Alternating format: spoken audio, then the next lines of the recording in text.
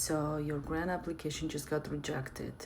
I can imagine how frustrated you are, how disappointed you are. You have been pouring hours, weeks to get this $50,000. And most importantly, you are hoping to get this $50,000 so you can continue your program and services and expand your impact in your communities. But here's the deal, sometimes rejection is not the end. It actually can be the beginning of something bigger, maybe bigger grant, $100,000, $150,000. Here's how you can leverage rejected grant into successful grant application. First, when your grant application gets rejected, usually you might get a feedback, comments from reviewers why they rejected your grant application. Even if you don't get anything, don't hesitate to reach out to them and ask why they actually rejected your grant application.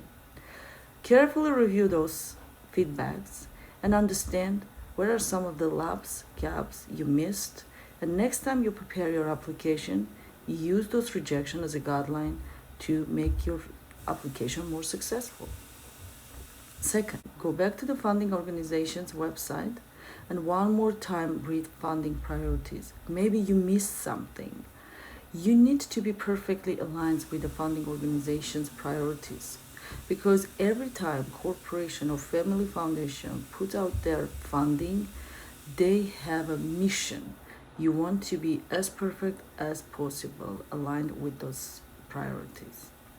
For example, if they're saying we're funding workforce development, maybe it's a workforce development for K-12 students instead of workforce development for underserved communities. You really want to be as close as possible to those target priorities. And finally, use the data. You can't imagine what a powerful tool is the data. When you're telling a story without data, your story is kind of like abstract and a little bit empty.